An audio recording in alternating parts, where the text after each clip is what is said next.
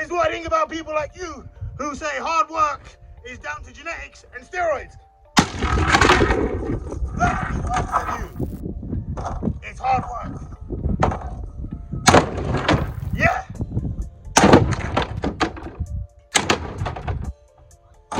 Debate is steroids versus genetics. It's not really a debate, it's just my opinion about the whole persona thrown around in the bodybuilding industry / fitness industry about people who say, oh well, they look the way they do because they take steroids, or oh, their genetics they're just genetically blessed. First and foremost, let's confront the elephant in the room. Steroids, well, let's be more characterized in terms of anabolic steroids, which refers to muscle building. And then we got genetics.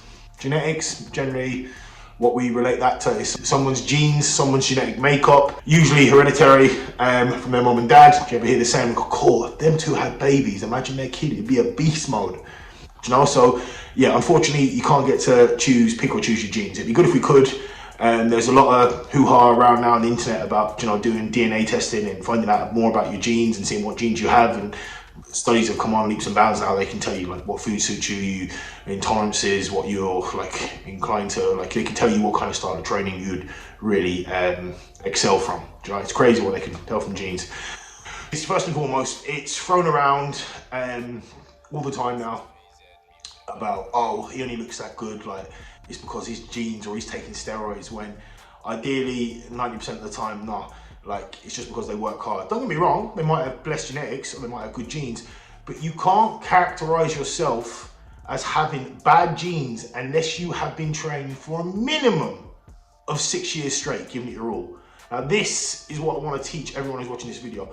Unless you've been giving it your all, like day in, day out for 7 years, ticking the boxes, you know, sleep, nutrition, training, busting a nut daily, you know, ticking the boxes, making sure you're giving it your all. Only then after you've trained for 6 years could you really have somewhat of an insight into how genetically blessed or unblessed you really are, and look at the person who's been training the same period as you, or somebody who's been training not as long, and say, well, look, they've progressed a lot more than me. But first you've got to ask yourself, have you been doing everything you could in your power to really say, right, you have given it your all? Because what I want to touch on here is, you can't say you've got bad genetics unless you've been doing that day in, day out. However, it's a lot easier to spot someone with good genetics, like the people I've picked out in this video. Brandon Harding, not been training for a long time. I think he's been training for 4 or 5 years. He's going for his IFBB Pro card. Now, theoretically speaking, you know, people in the IFBB world, if you want to be a pro, they say you've got to have like 10 years of training under your belt. I think he's 240 pounds in his off season. And would you say he's ticked all the boxes year in, year out from what you've seen on social media? Probably not. He preps hard, don't get me wrong, salute the guy, respect to him, but you see in his off season he's a bit laxy-daisy, which some people you could foresay, like Lee Priest, they're genetically blessed, they get to push their body weight up or not be so strict on their nutrition or just hit their macros, when you've got other individuals who are so hell-bent, so OCD, they won't miss one meal every gram, they'll miss every social event. But as I said, kudos to Brandon. He seems to live a really, really good social life in the off season, but what I have seen is continuous progression from him year in, year out. Categorically, he is blowing up. So yeah, someone like that, I would say, has definitely got good genetics, because even though he does openly talk about his anabolic steroid use, under my insight, I don't think he's abusing it or taking savage amounts. Now, as you know, as of recently, his friend, Chris Bumstead, Mr. O, by the way, the classic physique champion, he came out on social media there on a couple of interviews on YouTube about his steroid usage in the off season. He's only running like 500 milligrams of test a week, which anyone knows, that is basically F-all. Like, for someone to have a physique at that level and openly has admitted he's never touched slim, never touched GH, and I thought people don't know it's insulin, or GH, just human growth, growth hormone. Two good components to have up your sleeve, combined with steroids for building adequate amount of mass. And Chris Bumstead has come out on record, he's never used them, and his brother-in-law admitted that, because he's his coach and he's never messed with them. And he's won the Olympia without going down that route. So it goes to show, can you do it? Yeah, 100%. But you know what I'm saying? Like, it is possible. So everyone thinks these top elite pros take savage amounts of gear. They don't. Now, I'm not on about open body, but open bodybuilding, yeah, they do take a crazy amount of gear. But what I'm trying to point out to you, it's all person dependent. Some people need to take a hell of a lot more than other people. So what does that come down to? In my understanding, that's all down to their genetics and how well they respond to steroids. Because, as I said, if someone said you could have a physique like Chris Bumstead and only run 500 milligrams a test, like, don't get me wrong, he hasn't said what he's run his whole life. Obviously, I reckon he's run a hell of a lot more than that his whole life. And I know he's got a health disposition, that's all he can run now. But in his off season, trying to defend your Mr. O, all you're running is 500 milligrams a test. Salute you, bro. That's crazy. Like that was a big opener to me to see that. Yeah, he is genetically blessed. But again, he even goes out on record and says his back is lacking, you know. So again, that brings my next point. You can say someone's got good genetics, but not every body part's going to be blessed for say, you know. Like for instance, you know, imagine a men's physique guy that he's not really going to turn around and say, oh, I've got blessed genetics, my legs are so huge, because he really won't be doing men's physique, you know, because you've got your legs covered up. So what I'm saying is, yeah, before we went off topic there about, you know, genetics, if you can really say, I reckon you can spot if you've got good genetics in 3 or 4 years, but you can't drop the negative bombshell of, oh, my genetics are so bad, if you haven't been doing it for 6 years. It's a lot easier to spot good genetics than it is to spot bad genetics, because what is the cutoff point? You can't measure, you know, you can't measure what is good genetics, what is bad genetics. We just obviously accumulate this information in our head and go, wow, they're genetically blessed, they're crazy blessed. But yet I know people who've got physiques as good as Chris Bumstead who take a serious amount of gear, like crazy amounts of gear, copious amounts of gears throughout their life. Like for instance, TrainedByJP. Now that's a big name in the industry that everyone in this vlog probably knows. Probably one of the biggest pound for pound bodybuilders out there. Now I'm on about bodybuilders in terms of strength, because the weight he can shift, some powerlifters can't shift. He's an animal, and he's openly gone out on record for years. You've seen his steroid usage, copious amounts of drugs. Even saw him go on record once in an interview, like he looks really old, and I think he's only like 30, 31, 32, and he looks like 10 years on that. That's crazy. So it goes to show, steroids do age you. The next thing I want to touch on about him, I saw a video of him on social media there like 2-3 weeks ago. It was like him, a video he posted, an old flashback 2012 or 2013, something like that. He was in the gym, I think he said he was 19 or 18. He was pulling a 265 kilo dead. I was like, wow. I was like, at 19, you're pulling that weight.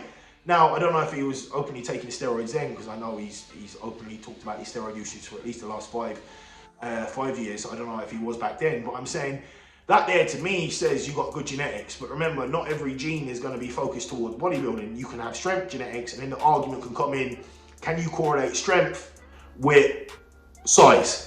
For him, he's a mass monster, but then saying that, he's never got a pro card, and he's one of the biggest gorillas out there that I know, and one of the strongest. So again, to compare all them there, JP's openly progressed massively. End of the day, is bodybuilding, you want to pack on muscle. He's done that better than anyone else on this planet that I know, in terms of strength and size, and he's taken huge, vast amounts of drug, like huge, like GH, insulin, you name it, he's taken it. Whereas, as I said, Brandon and Chris, not really, not so much at all. Well, as I said for Brandon, I don't think so. Chris, we don't even know what he's taking now, but I don't think they've ever pushed it to the extent he has. Now, I know they're little minstrels compared to him, but I'm just saying, who knows, if they want to move up in the weight class, would they have to push that amount of drugs? You don't know, do you know what I'm saying? Some people get away with pushing less than others. And the next person I want to touch on was definitely someone who I've known for quite a while in the industry and seen progress massively.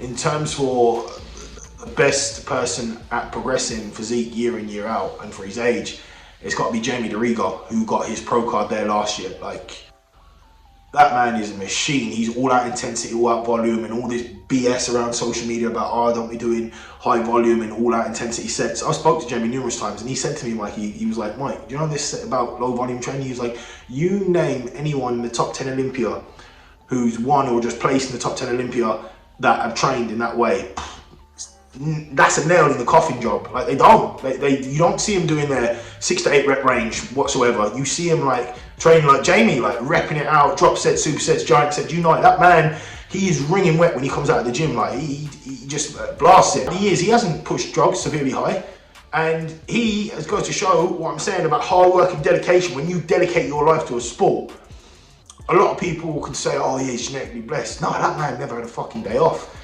Like I followed him for the last, what, 6, 7 years. And obviously I've followed Chris Bumstead around social media and Brandon Harding. The difference there is like night and day in terms of how serious that man takes bodybuilding. So that man would miss every social event on his calendar life just to get to the gym and get his shit done.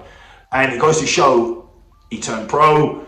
I think he turned pro at 24, 25, which is a monumental achievement in itself as well. So anyone can say, oh yeah, he's taking this or his genetics. It's not, it is hard work. So at the end of the day, what I wanted, the main point of this video was that everyone's screaming about genetics and steroids. When at the end of the day, if you don't put in the work, you can take all the steroids in the world and you can have the best genetics in the world, you won't get nowhere. It's just basically waste of money, shit in your hands and clap, because at the end of the day, you need to be that some bit obsessed with anything you want to be great at. And that is what he's done, and he's mastered it.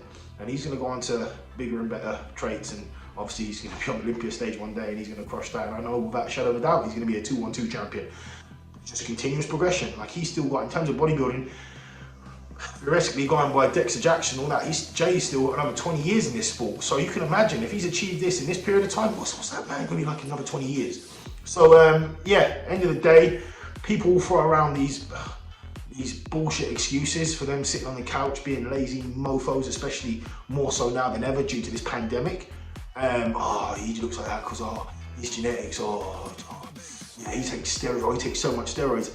Really, boys and girls, it don't matter. And as I said, you can't be saying you've got bad genetics unless you've been doing it for 6 years minimum. Then you can say, oh look, that kid who's been in the gym for 2 or 3 years, he's fucking 4 times as big as me. Then you can say, right, yeah, he's genetically blessed, my genetics ain't that good. So I'm seeing some kids nowadays, 18, 19, that make me look like a mouse. It's crazy. Now, I don't know them personally, I'm just seeing it on social media. And you're wondering, are they genetically blessed, or because the amount of drugs that they have at their disposal nowadays compared to years ago is crazy, and you can just get it like a click of a button. It's not hard to get hold of gear. Are they abusing their body? My take home point is some of these boys are taking stuff unknowledgeable, not in the knowing, and you're going to see a lot more deaths in bodybuilding. You're going to see a lot more deaths in bodybuilding, especially in the next 5 or 10 years, mark my words, because people wanting to be the next big thing, the whole hype of social media, making it like the dream, the vision to be like 1 million followers, to be Mr. O, and everyone got that saying of whatever it takes, instead of the old mindset of whatever it takes, like work every day, get your meals in. They think, oh, whatever it takes, just put all this shit into me, let's just damage my body and put myself in a position where I can get a heart attack. Which is even more scary because we just saw in the news today, last night, John Meadows, a great bodybuilder I look up to, had a heart attack. He was lucky, he's a fit individual, and he's always promoting cardiovascular health in his off season. That's why it's important. I want to get this across to all my clients and everyone watching this, is that if you're a bodybuilder and if you're taking synthetic hormones, it is so crucial that you are getting some sort of cardiovascular you're getting some sort of cardio into your current regime just for your cardiovascular health, because if you take PEDs, performance enhancing drugs, you are going to increase your chances of having a heart attack. There's nothing you can do about that. Right?